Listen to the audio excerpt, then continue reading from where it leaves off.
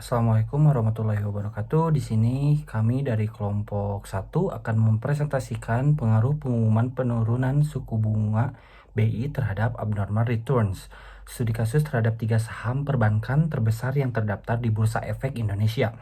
Adapun kelompok kami yang pertama ada Sari Fitriani, Tiar Fahrejal, saya sendiri Diki Lamsah, Intan Istianah, dan Nira Anissa. Berikutnya di sini ada latar belakang peristiwa. Jadi di sini rapat Dewan Gubernur Bank Indonesia atau RDG IBI memutuskan untuk menurunkan tingkat suku bunga acuan 7 hari reverse repo rate 7 DRR sebesar 25 basis point atau BPS dari 3,75% menjadi 3,5% pada Februari 2021. Begitu pula dengan tingkat suku bunga deposit facility dan bunga lending facility masing-masing turun 25 BPS menjadi 2,75% dan 4,25%. Rapat Dewan Gubernur Bank Indonesia pada tanggal 17 sampai 18 Februari 2021 memutuskan untuk menurunkan BI 7 DRR sebesar 25 BPS menjadi 3,5%. Ungkap Gubernur BI Peri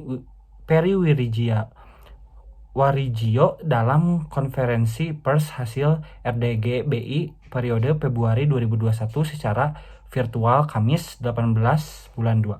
Berikutnya untuk periode jendela dan periode estimasi. Di sini kami telah mengumpulkan untuk periode jendela yaitu H-4 sampai dengan H+4 yaitu tanggal 11 Februari sampai dengan tanggal 24 Februari 2021 dari tanggal 18 Februari 2021. Metode untuk menghitung ERI di sini kita sudah dapatkan tabel hasil dari perhitungannya dari return saham dengan rumus PT dikurangi PT dikurangi 1 dibagi PT dikurangi 1. Di sini kita bisa ngelihat semuanya. Untuk saham yang dianalisis di sini ada yang pertama ada BCA atau PT Bank Sentral Asia Tbk atau BCA, bank swasta terbesar di Indonesia. Bank ini didirikan pada 21 Februari 1957 dengan nama Bank Sentral Asia NV dan menjadi bagian penting bagi Salim Group. Yang kedua ada Bank BRI. Di sini ada PT Bank Rakyat Indonesia Persero atau TBK atau BRI juga, salah satu bank milik pemerintah di Indonesia. Lalu yang ketiga Mandiri, PT Bank Mandiri Persero atau TBK, bank yang berkantor pusat di Jakarta dan merupakan bank terbesar di Indonesia dalam hal aset, pinjaman, dan deposit. Yang selanjutnya adalah saham yang dipilih menggunakan data close price dengan 3 kode saham yaitu BBCA, BBRI, dan BMRI. Untuk kode saham BBCA, nilai tertinggi closing price-nya ada pada tanggal 10 Februari 2021 dengan nilai 6.920. Kemudian kode saham BBRI, nilai tertinggi close price-nya pada tanggal 19 Februari hingga 23 Februari 2021 dengan nilai closing price 4.790. Yang terakhir, kode saham BMRI nilai tertingginya pada tanggal 10 hingga 15 Februari 2021 dengan nilai 6.500. Selanjutnya menghitung abnormal return.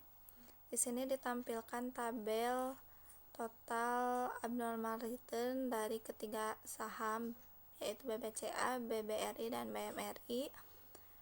Untuk rumus dari abnormal return itu adalah RI dikurangi expected return. Total expected return untuk kode saham BBCA yaitu negatif 0,02941, untuk BBRI 0,04012, untuk BMRI negatif 0,02000. Ini adalah gambaran umum objek penelitian kami. Ini ada tampilan tabel data dari 3 jenis emiten saham yang akan diteliti yaitu BBCA, BBRI, dan BMRI.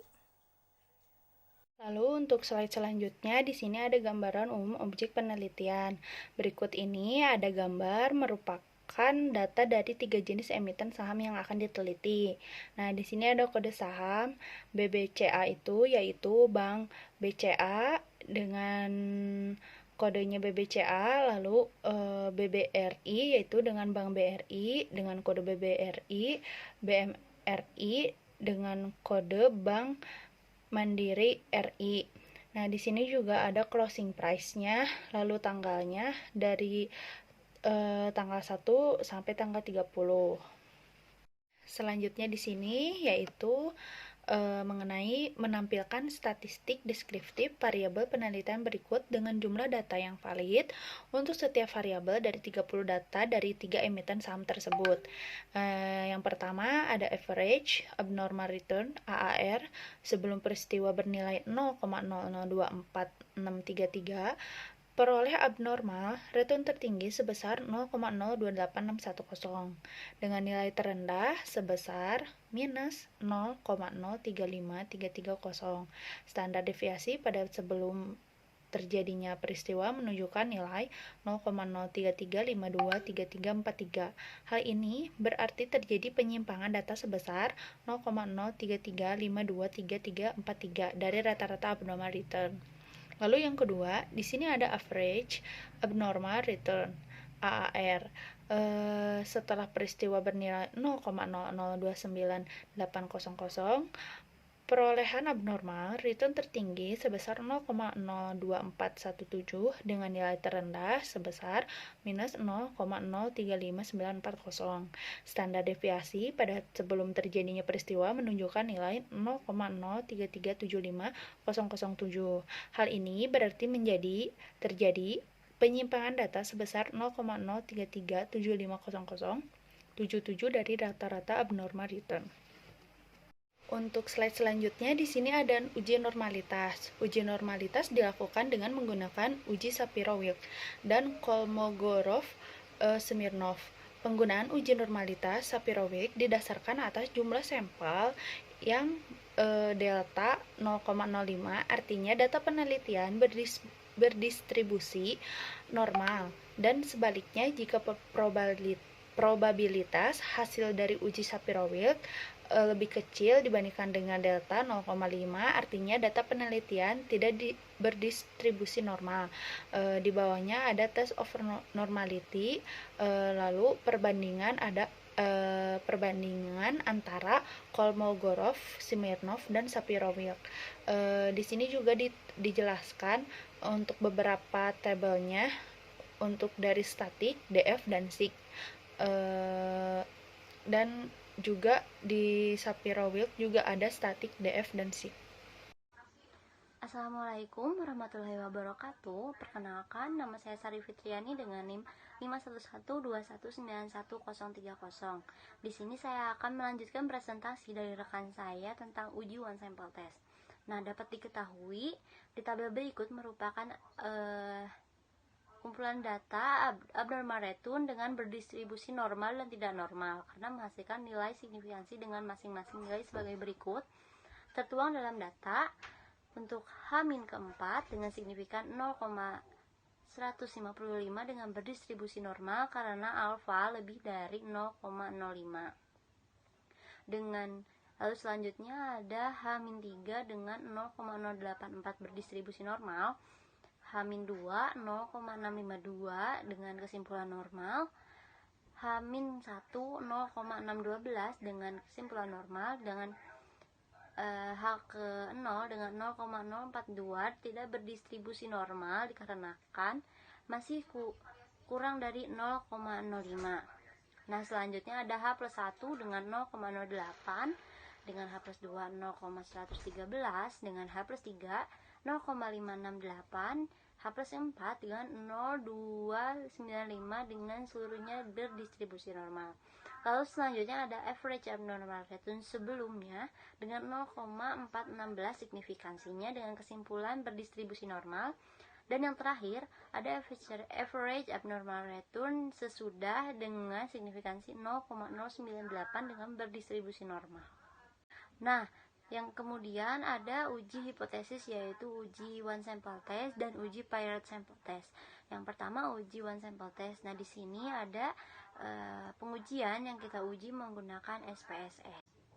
Dari pengujian SPSS ini kita tuangkan dalam daftar tabel dengan H-4 dengan signifikansi 0,553, H-3 0,845, H-2 0,862, H-1 0,735, dengan H0 1, H+1 0,355, H+2 0,953, H-3 0,931, dan H+4 0,902.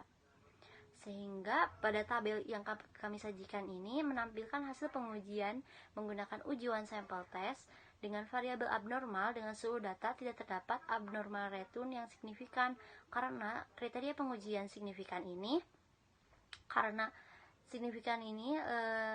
kurang dari 0,05 dari nilai alfanya, maka hipotesis tersebut tidak diterima. Maka pasar dinyatakan efisiensi terhadap informasi yang datang dan tidak membentuk harga keseimbangan yang baru. Oke, baik, perkenalkan, nama saya Tiara Rezal.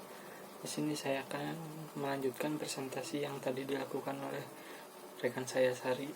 Baik, untuk selanjutnya kita masuk ke uji paired sample test, di mana di sini dapat diketahui nilai sig to tailed, yaitu senilai sebesar 0,888, di mana tabel di atas menunjukkan nilai signifikansinya 0,88 lebih dari 0,05 alfa. Maka HA ditolak dan H0 diterima. Artinya tidak ada perbedaan average abnormal return atau EER sebelum dan sesudah pengumuman penurunan harga suku bunga acuan. Kaitannya dengan ketepatan respon pelaku pasar, yaitu dengan melihat pelaku pasar bereaksi terhadap suatu event study. Jika peristiwa merupakan informasi yang positif, maka dapat diartikan bahwa peristiwa tersebut merupakan berita baik atau bisa dibilang good news. Sebaliknya, jika peristiwa merupakan informasi yang negatif, maka dapat diartikan bahwa peristiwa tersebut merupakan berita buruk atau bad news.